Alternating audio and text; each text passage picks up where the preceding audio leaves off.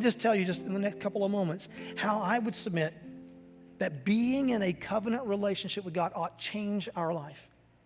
First, I would submit this, that if you're in an authentic covenant relationship with God, it ought to draw you into obeying God. Your greatest joy ought to come from obeying rather than disobeying God. It just should. You just think about just personal holiness for a moment. You know, pursuing holiness in your own personal life, it is brutally hard to do. And it's not getting any easier. We live in a culture that laughs at holiness.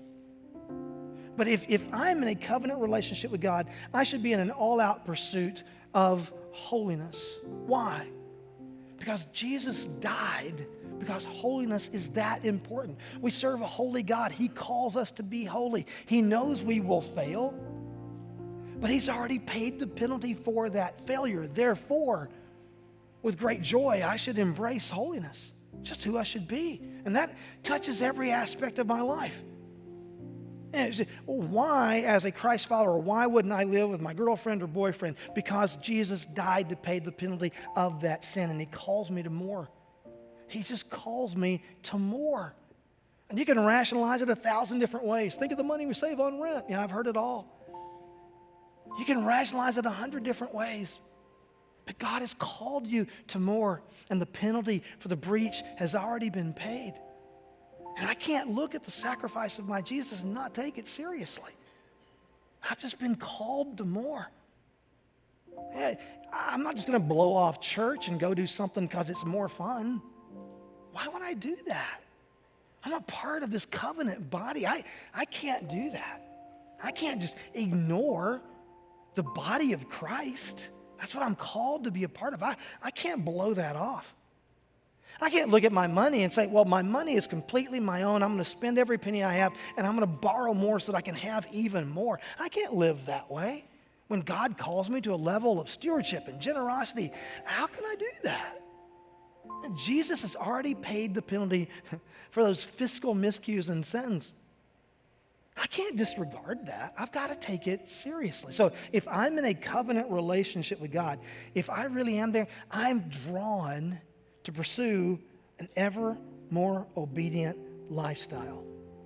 Second thing that I would say this does, and we're going to pick up and spend some more time on this one in a couple of weeks. But if I understand that I'm in a real covenant relationship with God, I'm going to completely change the way that I look at my covenant relationship with the body of Christ, the church. These people, they're intended to be my best friends. They're intended to be my family. We should be accountable to one another. We should enjoy one another in a way that's so deep, so rich. Remember, the very first thing I told you about the covenant was that it was love and all those pronouns, right? You're my people. This is a love relationship. And we're here together to worship our God. That's why we gather. I can't look at that and say, that's not important. I just can't if I'm serious about a covenant. And then one more thing I'll say is this. I've got to be serious-minded about God Himself. Now, by the way, I enjoy the Lord. There is great joy in God. And He designed us to enjoy Him. And He gave us senses of humor, and He wants us to laugh, and He wants us to enjoy our life. I'm convinced of that. Aren't you glad that God has given us so many wonderful things to enjoy? But I've got to be serious about my relationship with Christ if I'm in a covenant with Him. I've got to look at this thing and say, this relationship, my relationship with God is it's infinitely more important than my marriage. And let me tell you, my marriage is really important to me.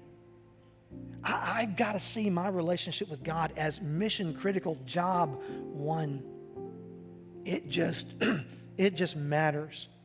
So I'm going to recognize that this isn't a game, my relationship with God. This is not spirituality. This is a relationship that has real expectations. It has real teeth, blessings and cursings. I'm not just playing a game here.